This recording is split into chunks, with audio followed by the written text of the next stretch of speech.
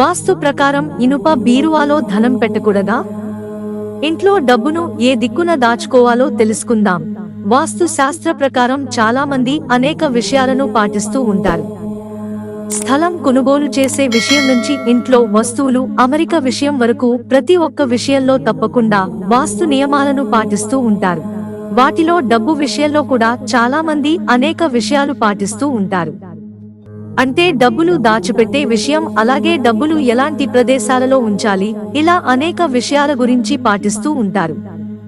ఏ రాశి వారు అయినా సరే, ఏ నక్షత్ర జాతకులైనా సరే ఇంట్లో ఉత్తరం దిక్కున ధనాన్ని దాచాలట.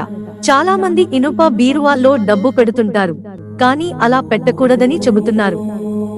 బంగారం అయినా సరే, డబ్బు అయినా సరే ఇనుప దాంట్లో పెట్టకూడదు. బీరువాని ఐరన్ తో చేస్తారు. ఐరన్ ని ఉత్తరాన పెట్టకూడదు. ఎత్తైనది, బరువైనది కాబట్టి అందులో పెట్టకూడదు. ఉత్తరం అనేది కుబేర స్థానం, లక్ష్మీ స్థానం. కాబట్టి ఇనుప బీరువాను ఉత్తరంలో పెట్టకూడదు. ఇనుప బీరువాను దక్షిణం లేదా పడమరలోనే పెట్టాలి.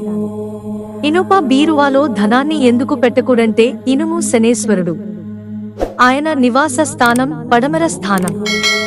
ఐరన్ బీరువాలన్నీ పడమర భాగంలో పెట్టుకోవాలి.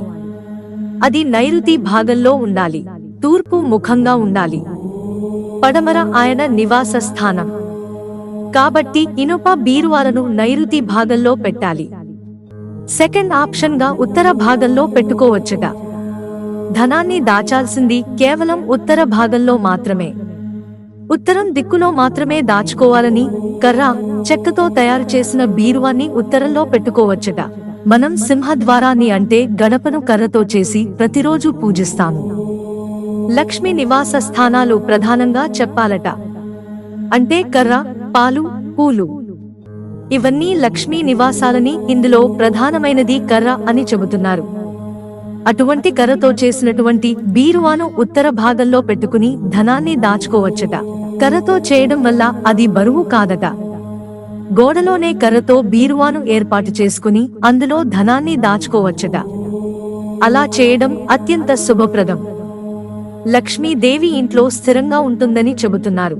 మిత్రులారా, ఛానల్ సబ్స్క్రైబ్ చేసుకోవడం మర్చిపోకండి. ధన్యవాదాలు.